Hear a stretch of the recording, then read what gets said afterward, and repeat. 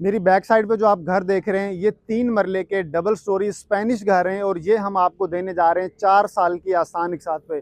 सिर्फ 15 lakh booking amount पे करके आप घर के मालिक बन सकते हैं।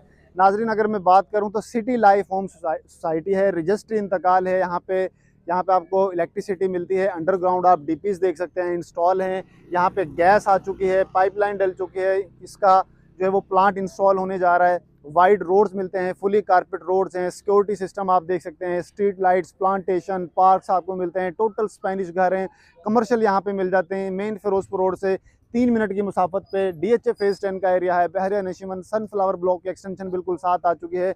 3 मरला डबल स्टोरी स्पेनिश घर जो आप देख रहे हैं नाजरीन, इनकी टोटल कॉस्ट 75 लाख है।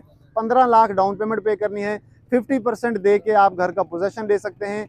40 से 45 हज़ार 35 हज़ार मंथली इंस्टॉलमेंट होगी। 4 साल में आपने बाकी रिमेनिंग जो अमाउंट होगी वो आपने पे करनी है। शेड्यूल अपनी मर्जी का बनवा सकते हैं। अगर आप घर बाय करना चाहते हैं तो नंबर नोट कर लें 0303 230 3575। अस्सलाम वालेकुम।